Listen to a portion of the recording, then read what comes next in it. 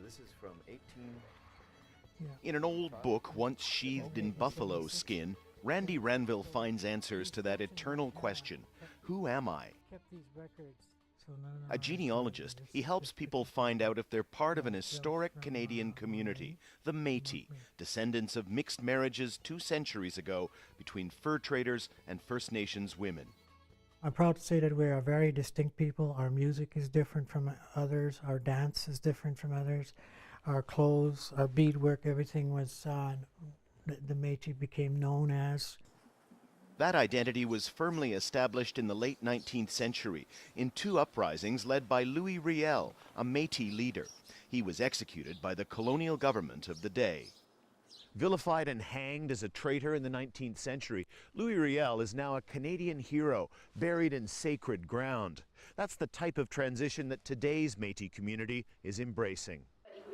The story of Riel and the Métis captivates young and old alike, and having Métis ancestry has become something to celebrate, not hide amid fears of discrimination and exclusion. One point in time, as recently as maybe 30 or 40 years ago, a lot of people, probably the majority, were almost sort of in denial. Oh no, we're Scots, or we're French, or what have you. But now being Métis is considered almost a status symbol. The number of Canadians who call themselves Métis is soaring, not least because of a recent High Court decision that expanded the definition of the community to include all who claim Indigenous ancestry. Louis Riel's grandniece, a Métis activist, says that's a setback to her community, which has fought hard to gain legal recognition and respect. I think that's ridiculous. I think it's just patently ridiculous. I mean, I can go back and have my genealogy done.